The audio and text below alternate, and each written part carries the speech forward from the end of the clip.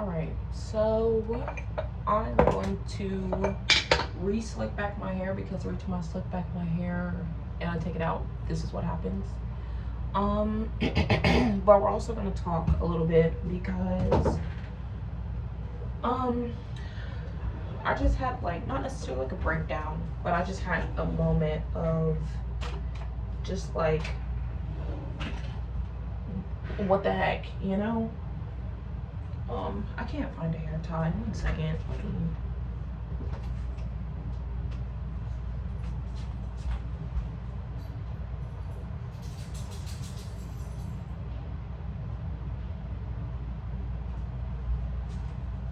But it was just like a moment of what the heck, like what's going on? Because here recently I have been, I feel like I should close this because my air conditioner is going but it's not on, so I feel like I have to call maintenance. But anyways, I feel like I have been placed in solitude to a certain extent. Like I feel like the Lord has intentionally made it to where I am at home and at work, and that is it. I go grocery shopping, I get gas, things like that, but I really haven't interacted with like my friends or anything like that. Not that I have many friends, but that's not the point. Just because I feel like he wants me to be alone because I have some things that I need to work on. Now, I'm one of those people who wants to be good at something like immediately. Like as soon as I learn how to do it, it's like, all right, boom, I don't need any practice. I'm good at it first try. And when you are put into solitude and the Lord is asking you to change your ways and and he's trying to change your heart, it's like you want it to, I want it to happen so quickly. It's like, Lord, change my heart, like change my heart now, like immediately, like just boom, give me a new heart automatically. Because I've asked to have like a heart like Jesus, give me the patience that he has, give me the ability to love others the way Jesus loves me and those around me. But it's not easy. It's just not, and it's not something that's gonna happen instantaneously. And I feel like that's what I just realized. I just had a realization that change is not going to come instantaneously. And it sucks because I am a very impatient person, and I feel like that's also part of it.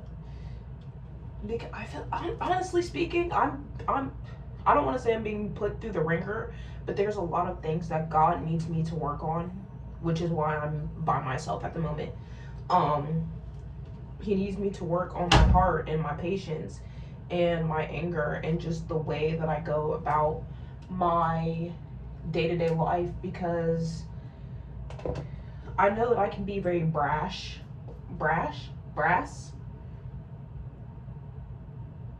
I don't know what the word is.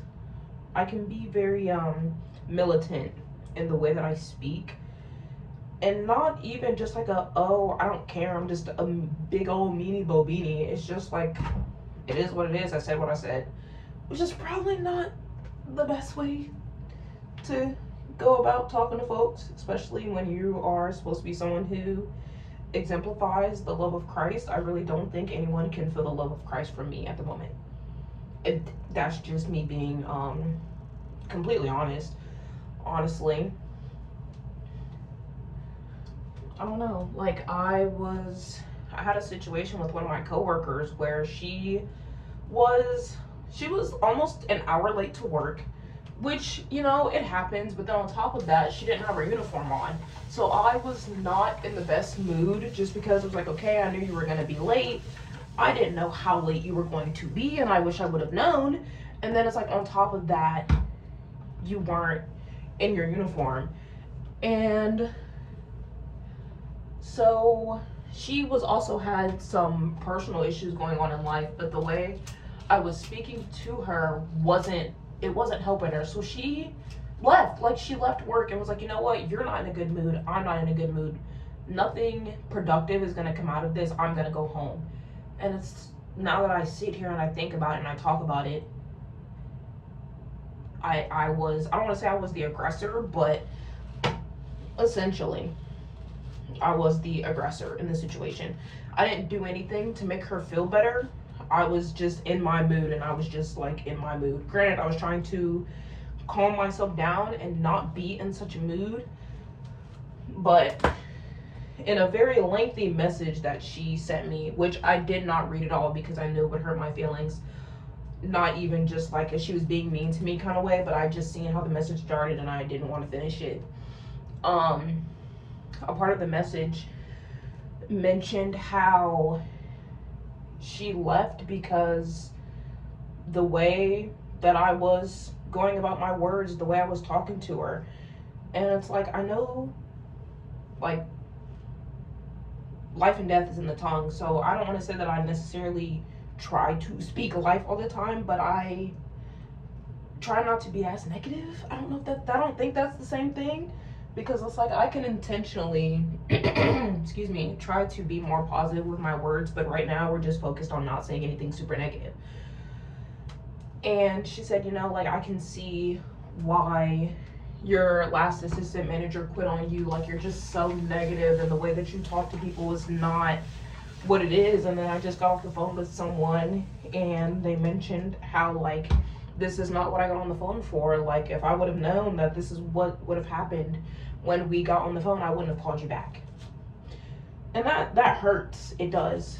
Because to kind of bring it all back, I think that I am changing, like, slowly, day by day. I'm like, okay, like, you know, Alana didn't get super feisty. Like, yeah, you were still upset, but you didn't react in the way that you normally would. So for me, it's like, oh, but I didn't react in the way that I normally would. Why is that not acceptable? Because you still reacted in a manner that was not favorable to the person that I was, like, interacting with, which sucks. It's because you think you're making good progress, and then you have two people within a 48-hour period tell you, you know what? No, you're not. Which is super disappointing and super disheartening. And that's why I just kind of have my moment of realization where it's like, am I perceiving myself incorrectly? Am I perceiving myself as, oh, I'm making these changes, when other people are perceiving it as like, are you? Because I don't think you are. I don't think you are. And it sucks. It sucks so bad. Because it's like, Lord, what's going on? I thought I was doing good. I thought I was making these good changes.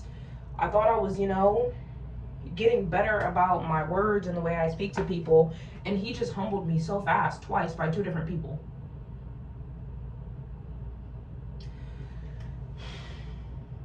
So it's like, what do I do now? Other than read my Bible and see what Jesus did and apply that to my life. So, I don't know. If you are going through a period where you feel like God is asking you to change, ask him for help. You can't do it by yourself. I think that's the one thing that I didn't do. Like, I know I asked to have a heart like Jesus, but I didn't ask for the help in doing that. I just, you know, Lord, give me a heart like Jesus, and now I'm being put through trials, and I am not, my success rate at the moment is not great, I believe, given that the perception that I have been giving off to other people. And I say so much about perception because when I worked at Amazon, which was my previous job, my manager would tell me all the time, you know, perception is reality. The way people perceive you is real for them, because you can't change people's perception about you. You can only change how people perceive you. And I've been trying to change how people perceive me, but I've been more concerned about how people perceive me,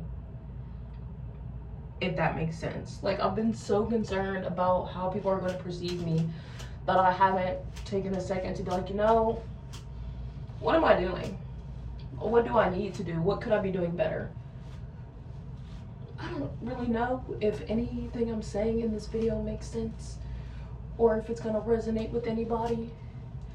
Let me see if I can take some time and come up with, like, my final thoughts on what I'm going through at the moment, because I feel like I need to wrap this up because I'm about done with my hair at this point. I don't know.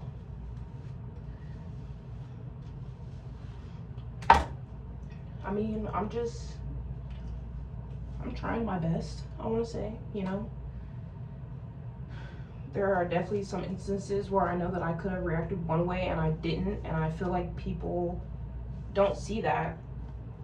You know, like, I might still have the same mannerisms and maybe something that may have reminded a person of how I may have acted previously, but it's like nobody is going to compare the two. Nobody's going to compare, like, okay, you got mad, but you weren't as mad as you usually were. Like, you were angry, but you didn't get wrathy. Nobody's going to make those comparisons when you're trying to say, like, oh, I want to change, I want to be a different person. They're just kind of going to be like, you were angry, and you still got angry. They're not going to go based off the degrees of anger that you were at or the different levels or whatever it may be. Because I told myself, like, yeah, I understand that I'm doing this right now, but would you rather me do something else? And it's like, you know what? I'd rather you not be acting like this at all, truthfully. And it's like, okay, well, fair point. It's a fair point that I can't be mad at because I can't. I don't know.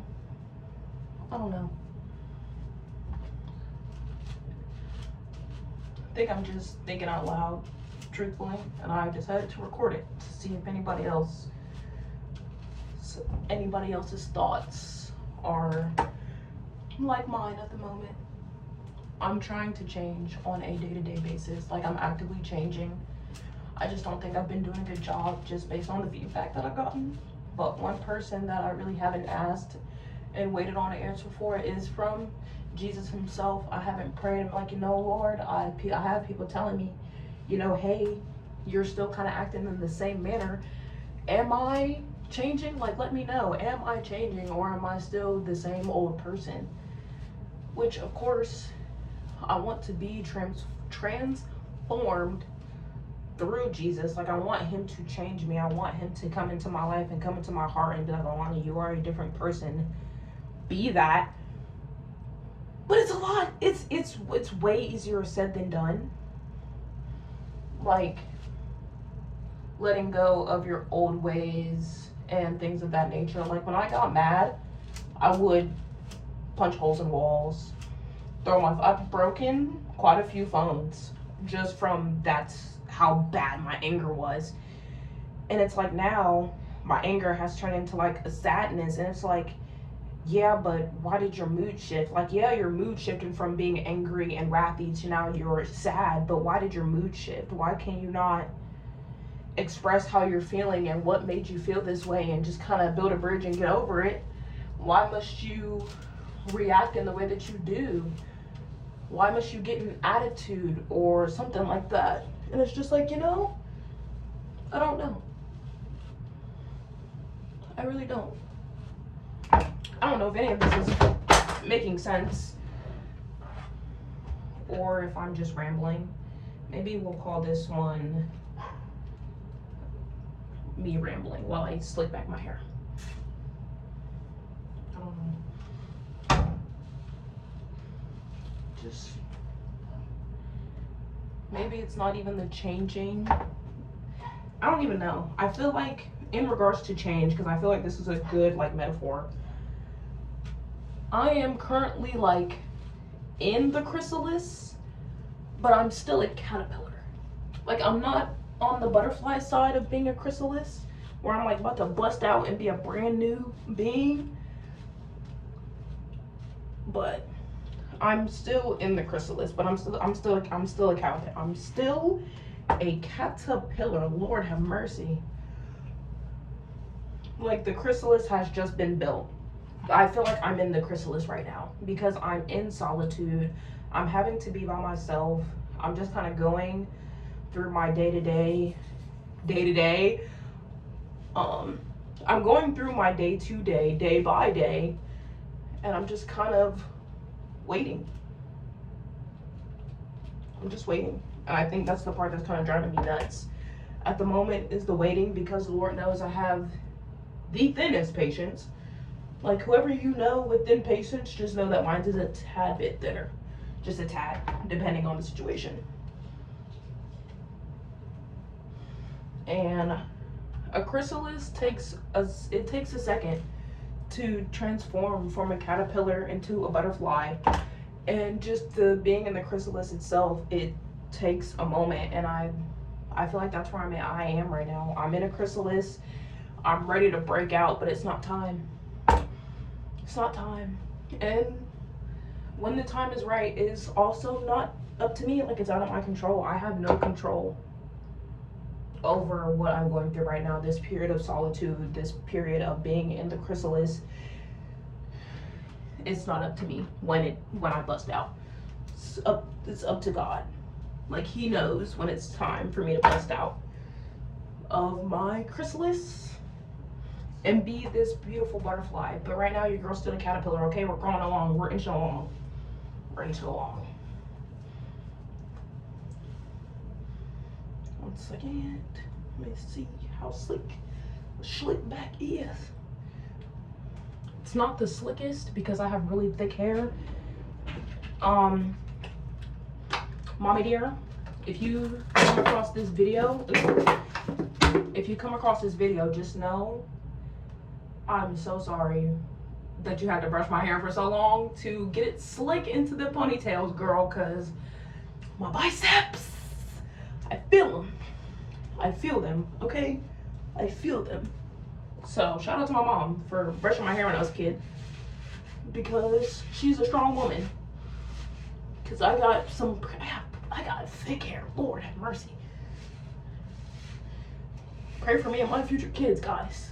I'm not saying I don't want them to have thick hair. I hope they have thick hair, but maybe it can just be not as thick as mine.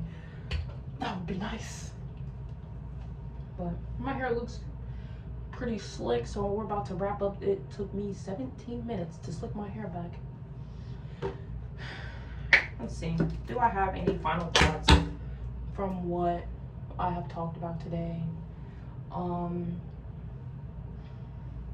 Perception is reality. So if you don't like the way people perceive you,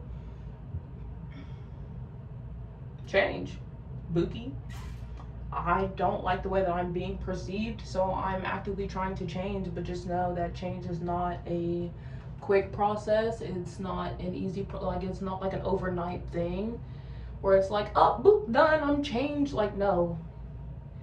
I want you to look up how long it takes a butterfly to come out of its chrysalis. I feel like I just made my chrysalis, so I'm just getting into it, okay? We're not even in the nitty gritty, like, oh, time to bust out. No. We just finished the chrysalis. Like, we just put the last silk thread at the top, and it's only just begun. That's probably another thing that's maybe driving me nuts right now, is that this is only the beginning. It's only the beginning. It's been like a week that I've been to myself. And I'm not saying that I'm losing my mind, but I'm ready to be back out. But I know I have to wait until I change. I would also say pray for patience, you know? I know that I'm going to have to pray for that, and I will be doing that here shortly, okay? Here shortly. Because it's just not a quick process, and it's not gonna be overnight. It's not gonna be in a week. It may not even be in 2 weeks. It may not even be in a month. I have no control over how long this process is gonna take. I will document the process. For sure, I will document the process just so everyone can see, you know, what it's like to try to be more Christ-like after being in the world for so long at the age of 22. But, you know, I will say though, just so I can have a little bit of transparency, if that's what you want to call it. I know that's what all the influencers say. And hopefully this does not discredit me as someone who is a follower of Christ and as a believer, but I just stopped smoking the Haitian oregano last night. I had the last of it. And please do not get in my comments. I'm like, how could you do that if you follow Jesus? Because it was an addiction, babe.